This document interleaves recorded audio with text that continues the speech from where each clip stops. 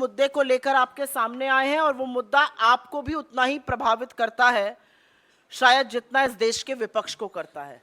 लेकिन बहुत कुछ बोलने से पहले कुछ तथ्य यहां पर बोल देने जरूरी हैं। अभी अभी बजट सेशन की समाप्ति हुई है और हिंदुस्तान की राजनीति में पहली बार, आजाद हिंदुस्तान के 75 साल की राजनीति में पहली बार सत्ता पक्ष ने सदन का अवरोध किया और सत्ता पक्ष ने सदन नहीं चलने दिया और एक संयुक्त विपक्ष ने एक स्वर में इस सरकार को घेरा और एक संयुक्त विपक्ष ने जेपीसी की अडानी महाघोटाले पर बात की। हम ईडी जा रहे थे, हमारे सांसद 200 सांसदों को 2000 पुलिस फोर्स रोकता है। हम संसद में जहां धरना करते हैं वहां पर मार्शल्स आते हैं, हमारे माइक बंद कर दिए जाते हैं और विपक्ष की सबसे मजबूत और प्रखर आवाज को विपक्ष के ही नहीं सदन से ही निष्कासित कर दिया जाता है, एक मैच फिक्स करके, एक रिवर्स इंजीनियरिंग कर। राहुल गांधी जी ने 7 फरवरी को सवाल पूछे अडानी पर और उनकी आवाज को बंद करने का काम लगा मोदी सरकार को कि वो कर देगी। लेकिन असलियत यह है कि जब समूचा विपक्ष एक साथ खड़ा होता है तो सरकार बौखला जाती है। राहुल जी के सवालों से यह सरकार बैकफुट पर है और इसीलिए अब हर उस आवाज का दमन करना चाहती है जो खड़े होकर इनसे सवाल पूछेगा। एक भी सवाल इनसे अनकंफर्टेबल पूछ लीजिए, बेरोजगारी, महंगाई, आर्थिक असमानता, किसानों की दुर्दशा, चीन का अतिक्रमण और सबसे बड़ा मुद्दा अडानी महाघोटाला। यह सरकार अब हर उस आवाज का दमन करने को तैयार है जो इस तरह के सवाल पूछेगा या तथ्यों को सामने लाएगा। बड़े बड़े खुलासे हुए हैं, चाहे वो अडानी महाघोटाला हो, चाहे वो चीन का अतिक्रमण हो। मुझे खेद के साथ कहना पड़ता है, जब अधिकांश मीडिया को पीएमओ का एक चपरासी व्हाट्सएप के माध्यम से चलाने की जरूरत करता है तो alternate media, digital media, social media पर खबरें आती हैं। आज इस सरकार ने उन आवाजों के भी दमन की बात करी और उसमें आपके जैसे डिजिटल प्लेटफॉर्म्स, आपके चैनल्स के डिजिटल प्लेटफॉर्म्स, आपके अखबारों के डिजिटल प्लेटफॉर्म्स भी शामिल हैं। आईटी अमेंडमेंट रूल इस सरकार ने नोटिफाई कर दिया है। यह जनवरी में ड्राफ्ट निकाला गया था और कंसल्टेशन की बात करी गई थी, कोई व्यापक चर्चा इस पर नहीं हुई, वो संतोष, उसके बाद भी रातों रात इसको नोटिफाई कर दिया जाता है। ये आईटी अमेंडमेंट रूल तब नोटिफाई किए जा रहे हैं जब आईटी एक्ट 2021 की ऑलरेडी कोर्ट्स में है, सुप्रीम कोर्ट के सामने है। सुप्रीम कोर्ट को अभी उस पर चर्चा करनी है और उसका संज्ञान लेना है। तो ऐसी क्या जल्दी है? और अब जो जनवरी में आया था उसमें फेक न्यूज के खिलाफ पीआईबी फैक्ट चेक करेगा। अब और भी बड़ी बात कह दी गई है, फेक न्यूज या मिस इंफॉर्मेशन जो सेंट्रल गवर्नमेंट के खिलाफ है उस पर एक इंडिपेंडेंट यूनिट जो सरकार के अंतर्गत रहेगी, बॉडी, वो फैक्ट चेक करेगी। सरकार ही कोतवाल है, सरकार ही मुजरिम है, सरकार ही जज है, सरकार ही सब कुछ अपने बारे में करेगी। तो अगर आप कोई सवाल सरकार से उठाते हैं जो कि असहज है तो अब ट्विटर, फेसबुक, यूट्यूब, व्हाट्सएप, तमाम ऐसे प्लेटफॉर्म्स को सरकार ने अपने आप को एक एकाधिकार दे दिया, एक छत्र राज दे दिया है कि वो उनसे कहकर उस न्यूज को हटा सकते हैं। लेकिन ज्यादा कुछ कहने से पहले सरकार के ट्रैक रिकॉर्ड की बात कर लेते हैं। आपको याद होगा 2019 में चुनाव के जस्ट पहले आप ही के एक साथी ने बहुत बड़ी एक स्टोरी लगाई थी कि हिंदुस्तान में बेरोजगारी 35 साल में सबसे ऊपर है। सरकार की फैक्ट चेक यूनिट ने उसको फेक न्यूज बताया था और 31 मई को जब मोदी जी शपथ ले रहे थे तो एनएसएसओ ने वो डेटा जारी किया और 45 साल में सबसे ऊपर बेरोजगारी थी। तो जिसको आप चुनाव के पहले फेक न्यूज बता रहे थे और उस डेटा को आपने एनएसएसओ को निकालने नहीं दिया, वो 3 महीने बाद डेटा भी सही था, खबर भी सही थी, सरकार को बचाने का काम खुद सरकार ने किया था फेक न्यूज कहकर। रिपोर्टर्स कलेक्टिव ने एक स्टोरी करी मार्च में 2022 में और उन्होंने कहा कि आधार जो है वो मिड डे मील स्कीम्स के लिए, जो पोषण की स्कीम्स होती हैं बच्चों के लिए, वो मैंडेटरी कर दिया जाएगा। सरकार की यूनिट ने उसको जून में फेक न्यूज बताया कि ये फेक न्यूज है, और अगस्त में विमेन एंड चाइल्ड डेवलपमेंट ने एक नोटिस जारी किया और कहा कि आधार मैंडेटरी नहीं होगा। अगर वो फेक न्यूज थी तो आपको ऐसा क्यों करना पड़ा?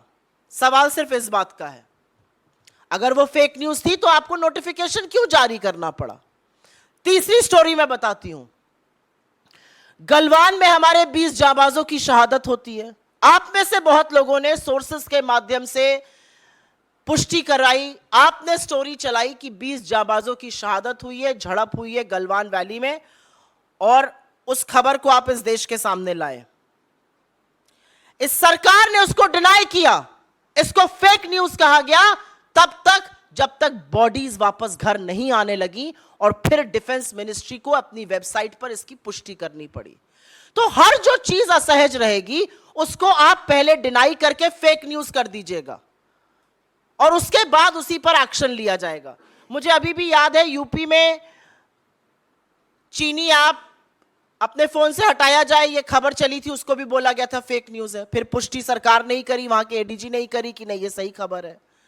राहुल गांधी जी ने रेलवे की निजीकरण की बात करी थी भारत जोड़ो यात्रा के दौरान, उसको भी फेक न्यूज कहा गया था। बाद में सबने देखा क्या हुआ। तो मेरा कहना यह है कि जो भी असहज है, अगर अब अडानी पर खुलासे होंगे जो कि लगातार हो रहे हैं, और मैं दुख के साथ भी कहती हूं और थोड़ा सा क्षोभ के साथ भी कहती हूं, अडानी के खिलाफ जो खुलासे हो रहे हैं वो मेन स्ट्रीम मीडिया में नहीं हो रहे हैं आज की तारीख में। अगर डिजिटल प्लेटफॉर्म्स इसको कर रहे हैं, अगर सोशल मीडिया की फैक्ट फाइंडिंग एजेंसीज इस पर कर रही हैं काम, उसको भी फेक न्यूज कहा जाएगा।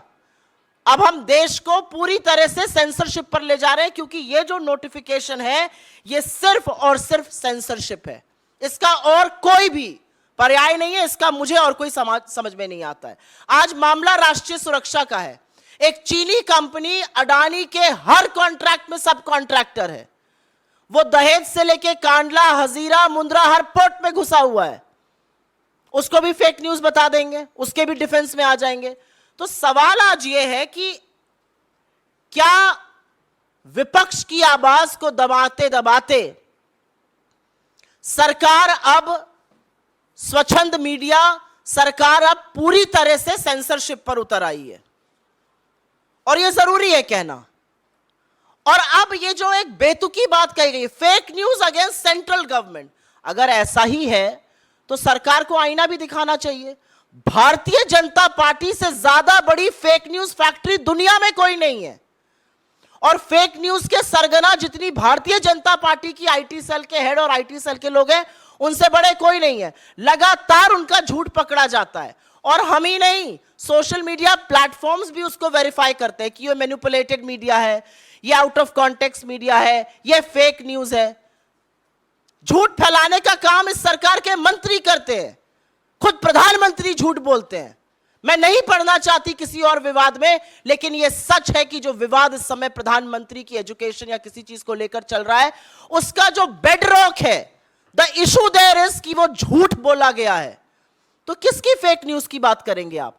एक व्यक्ति प्रशांत पटेल है, स्टैंडिंग काउंसिल है गोवा का, भाजपा का सदस्य। कल सुप्रीम कोर्ट ने उसको बोला कि आप लगातार फेक न्यूज फैलाते हैं, आप माफी मांगिए। इसके खिलाफ सरकार एक्ट करेगी।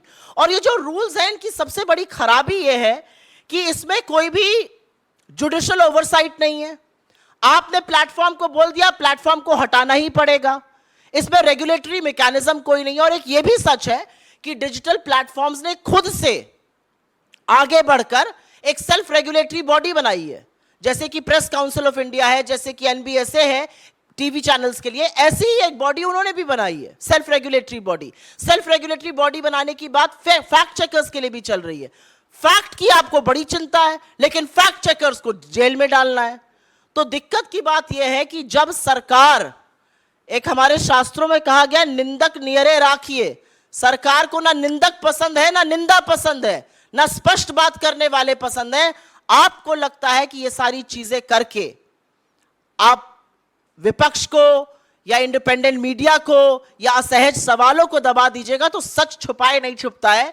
ये अपने आप में एक बात है। मुझे ऐसा लगता है कि सरकार की समस्या ही यह है कि कोई सवाल ना पूछे, क्या सरकार यह जवाब दे सकती है कि Bharatiya Janata party 18,000 fake Twitter account को क्यों हैंडल करती है? क्या सरकार यह बात दे सकती है कि एक ही आईपी एड्रेस से 23 वेबसाइट, तमाम फेसबुक पेज भाजपा के क्यों चलते हैं, जो सीमिंगली इंडिपेंडेंट है लेकिन एक्चुअली प्रचार प्रसार प्रोपेगेंडा भाजपा का फैलाते हैं? अगर आप फेक न्यूज पर क्रैकडाउन कर रहे हैं तो सबसे पहले तो भारतीय जनता पार्टी के फेक न्यूज तंत्र पर क्रैकडाउन करिए, क्योंकि जो क्रैकडाउन करने का काम ministry of electronics and information technology ने आईटी अमेंडमेंट रूल नोटिफाई करके किया है, वो सिर्फ और सिर्फ इस आशय से किया गया है कि जो लोग सवाल पूछ रहे हैं वो डर के, धमका के उनको घर बिठाया जा सके। आप एक व्यक्ति को चुप करा दीजिएगा, आप दो व्यक्ति को चुप करा दीजिएगा, लेकिन आज तो जनता खड़े होकर पूछ रही है कि यह सरकार, मोदी जी और उनके सारा तंत्र आज अडानी को बचाने पर क्यों तुला हुआ है। आपके सवालों का स्वागत है। If I may just make a quick statement in English on this, the IT amendment rules have been notified by the Ministry of Electronics and Information Technology as of 2 days back. It's bizarre because these rules were put up for consultation in January. It now says that fake news against the central government will be checked by a unit of the government itself. So the government is the propagator, the author, the originator, and the factory of fake news operators. And which is why the question is the government willing to discuss issues that really matter? A budget session has just gotten over. The Adani scam, the Chinese occupation, unemployment, high prices, income inequality continue to be the raging issues of our times. What you did? You first sent police and marshals to silence the MPs. You cancelled Rahul Gandhi's membership and you believe that he's not going to talk after that. You believe that because you will suppress large sections of media, you can do that to independent digital platforms as well. You are trying to control. This is nothing but censorship and control of the World Wide Web. And every stakeholder is up against it. The social media platforms are against it. The users are against it. The media houses are against it. You read the statement of your own body, the Press Council of India, and you will figure out how draconian these rules are and how everything is being done to suppress the truth, to suppress the press.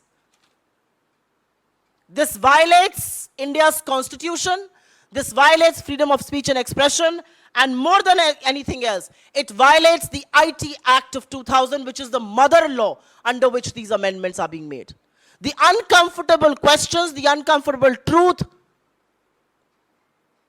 baffles this government. They are on the back foot, and which is why they are now trying to control the World Wide Web. There have been numerous instances of a news coming, being called out as fake news by the government, and then turning out to be true. Whether it was unemployment at a 45-year high, whether it was Aadhaar being made mandatory for children, whether it was the Galwan clashes, and then of course the supreme sacrifice of our soldiers, any issue, whether it was railway privatization, whether it was Chinese app being banned, everything so far has had a pattern. Everything which is uncomfortable to the government will be called out as fake news, and then the same government will go and act in accordance with the news item. So this is a very baffling pattern. This should worry every Indian, because this is nothing but seizure, control, and censorship of the World Wide Web. And I will only end by saying that if you are really serious about fake news, will you act against your own? Because the biggest fake news factory in the world is the BJP IT cell. The half-truth, the complete lies, the slander, the reputation assassination that happens from that fake news factory. Statements made by the Prime Minister attributed to somebody else. Statements not made by anybody attributed to people. Are you willing to act against your own? Is the Prime Minister going to be called out for the lies that he peddles? Is the Home Minister going to be called out for the lies that he peddles? Is the BJP IT cell going to be banned? That's the question.